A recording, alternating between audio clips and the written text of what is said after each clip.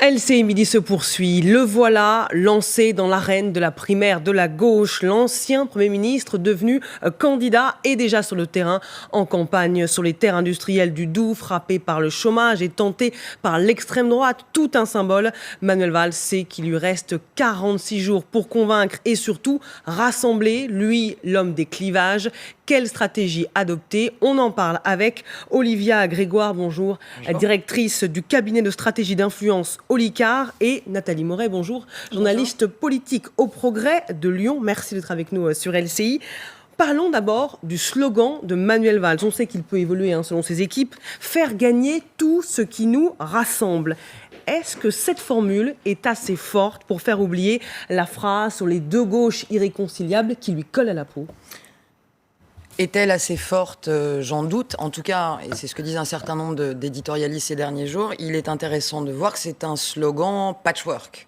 On retrouve à l'intérieur certains éléments qui font penser à des campagnes passées, avec le Ensemble, évidemment de l'ancien candidat à la primaire Nicolas Sarkozy. On retrouve aussi le faire, qui était au cœur du slogan de François Fillon. On retrouve aussi une tendance à la référence à cette France qui gagne, qui était quand même un slogan plutôt à droite, puisque c'était à l'époque un slogan de Villiers. Donc en gros, faire gagner tout ce qui nous rassemble. Sur le fond, c'est assez intelligent, c'est plutôt une posture d'unité.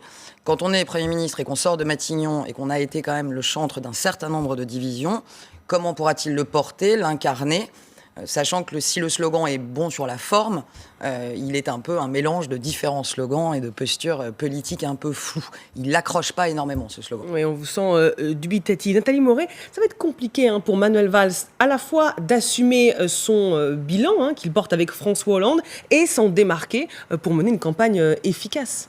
C'est même un espace extrêmement restreint qui s'offre à lui aujourd'hui. Manuel Valls, il n'a pas vraiment beaucoup de choix. Il a un espace à gauche très petit. D'un côté, il a Jean-Luc Mélenchon qui va voter, qui est sur la gauche de la gauche. De l'autre, il a Emmanuel Macron qui est sur la droite plus libérale. Il va devoir effectivement porter le bilan du gouvernement. Sa force, en fait, je pense qu'elle n'est pas là. Sa force à lui, c'est il se dit, je suis l'ancien Premier ministre, c'est moi qui fais le plus président, et c'est là-dessus qu'il va bâtir sa campagne, et c'est là-dessus qu'il va essayer de gagner des voix. Tout dépendra, en fait, si vous voulez, de la mobilisation de la primaire de gauche qui, aujourd'hui, est débarrassée du référendum anti-Hollande. Donc, dans la primaire de gauche qui se prépare, en fait, il apparaît sans doute comme le plus capé. Et c'est là-dessus, sur une campagne très courte, qu'il va essayer de jouer. Une campagne éclair. Est-ce qu'il a intérêt à ce que cette mobilisation soit resserrée sur les militants ou plutôt élargie à des sympathisants de gauche qui pourraient justement être tentés de voter pour des candidats à la gauche? A priori, plus la participation est large, plus, a priori, ça le sert.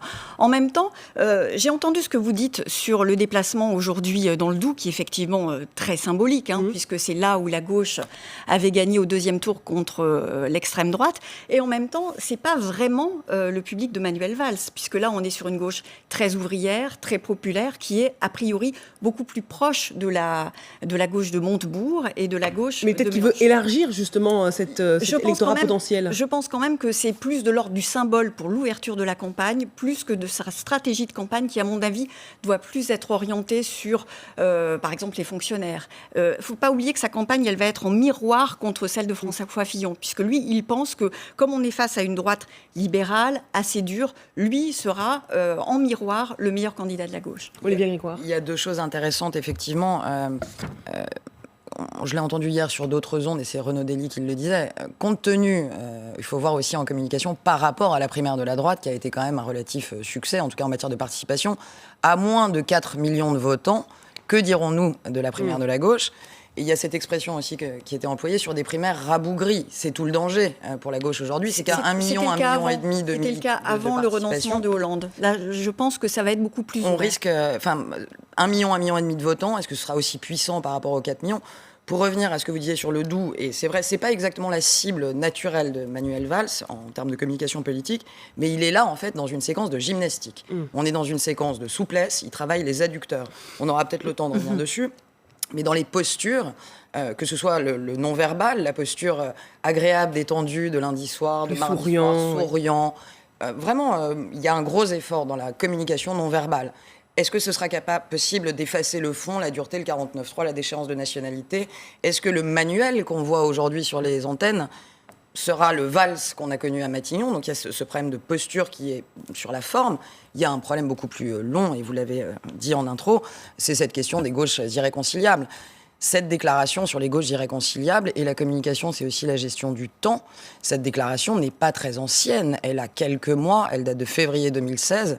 Et le vrai sujet est là. Comment peut-on dire et porter un discours de rupture et de gauche avec des gauches irréconciliables en février 2016 et dire aujourd'hui qu'on est le chantre de la réconciliation et de l'unité. Ça va sur le fond comme sur la forme, il va falloir être très souple et travailler les adducteurs. Alors justement, vous le disiez, Valls va-t-il arrêter de faire du valse, lui qui a toujours eu des positions très clivantes? Il y a le style, mais il y a aussi les idées. Écoutez le Hollandais François Rebsamen.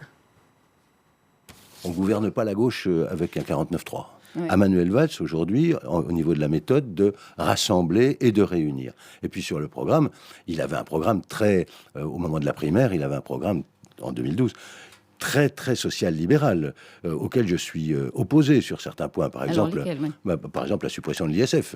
Bon, il y est revenu. Hier soir sur France 2, voilà, je ne sais pas si vous l'avez entendu, mais il a dit, voilà, on est passé à autre chose maintenant. Mais très bien, c'est très bien, c'est très bien. Mais voilà, c'est ces marques-là que j'attends de voir. Nathalie Moret, on sent que Manuel Valls, il veut donner des gages sur sa gauche, thème de campagne, revenu universel garanti, mondialisation au service des peuples. Il veut faire oublier qu'il a été aussi l'homme qui a porté la loi El Khomri. Il veut faire oublier qu'il a été l'homme du 49.3, qu'il a été l'homme de la loi El Khomri qui est effectivement très dure sur les règles du travail. Il veut aussi faire oublier, c'est un petit peu lointain, mais lors de la primaire de gauche de 2011, c'était quand même le premier à avoir dit il faut absolument se débarrasser des 35 heures. Il n'avait pas dit comme ça, mais en fait, c'est exactement ce qu'il a fait après avec la loi El Khomri qui donne effectivement une possibilité aux entreprises de s'en passer. Moi, je pense très honnêtement que cette campagne, je peux me tromper, ne se jouera pas sur le fond. C'est-à-dire que ça ne se jouera pas du tout sur les gauches irréconciliables. On voit bien d'ailleurs que les proches de Manuel Valls sont en train de se dire « mais attendez, si, bien sûr qu'elles sont conciliables ». Ce qui n'est pas conciliable, c'est d'un côté Mélenchon et de l'autre Cécile Duflot. Mais le reste, on va y arriver sur un programme qui justement va être un petit peu assoupli et élargi. Moi, je pense que ça ne se jouera pas sur le programme, donc, mais sur la posture. Sur le fait de dire, face à François Fillon, il faut quelqu'un qui puisse s'opposer à lui. Et là-dessus, peut-être a-t-il pas un boulevard, mais en tous les cas une petite ruelle dans laquelle il va essayer de s'engouffrer. Il nous reste 10 secondes, un dernier mot. En 10 secondes, alors en 10 secondes, on ne peut pas dire grand-chose. Je dirais donc qu'il y a, semble-t-il, dans l'opinion, en tout cas à gauche, sans jeu de mots, un désir de 3M. Macron, Mélenchon, Montebourg. Manuel Valls peut rentrer dans la bataille. Il faut qu'il fasse un choix quelque part entre Manuel et Valls, le Premier ministre et le candidat. Il y a encore un positionnement possible et jouable, même s'il est étroit. Ce qui est sûr, c'est que ça va se jouer, je pense, effectivement sur la posture et sur l'endurance dans la posture. Combien de temps tiendra-t-il cette posture actuelle et saura-t-il la tenir pendant plusieurs mois jusqu'à fin janvier? On n'est pas du tout à l'abri qu'ils réussissent à changer de posture et à la maintenir. Ça va se jouer dans l'endurance. C'est tout l'enjeu. Merci d'avoir été avec nous sur LCI et vous restez avec nous. LCI Midi se poursuit.